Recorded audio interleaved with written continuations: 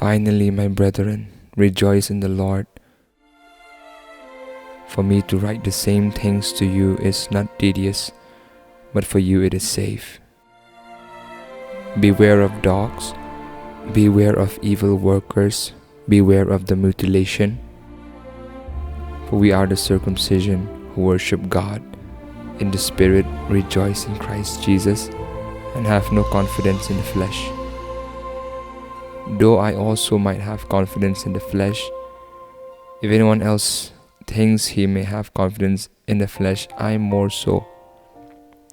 Circumcised the 80th day, of the stock of Israel, of the tribe of Benjamin, a Hebrew of the Hebrews, concerning the law, a Pharisee, concerning zeal, persecuting the church, concerning the righteousness which is in the law, blameless. But what things were gained to me, these I have counted loss for Christ. Yet indeed I also count all things lost for the excellence of the knowledge of Christ Jesus my Lord, for whom I have suffered the loss of all things, and count them as rubbish, that I may gain Christ,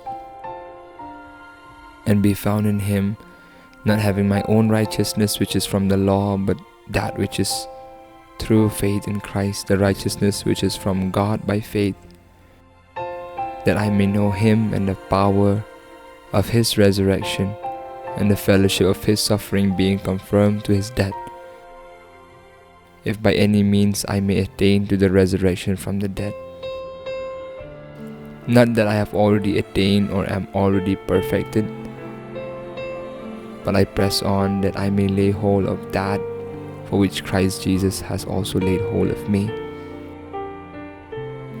Brethren, I do not count myself to have apprehended, but one thing I do, forgetting those things which are behind and reaching forward to those things which are ahead, I press toward the goal for the prize of the upward call of God in Christ Jesus.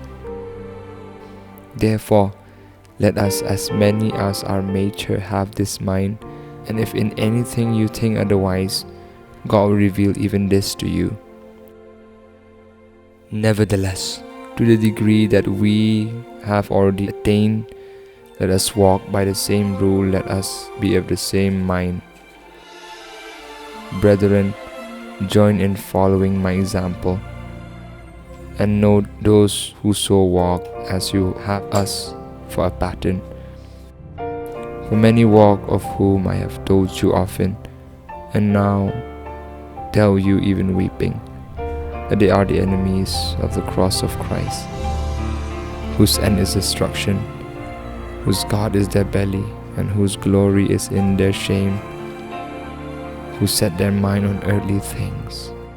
For our citizenship is in heaven, from which we also eagerly wait for the Savior, the Lord Jesus Christ, who will transform our lowly body, that it may be conformed to his glorious body, according to the working by which he is able even to subdue all things to himself.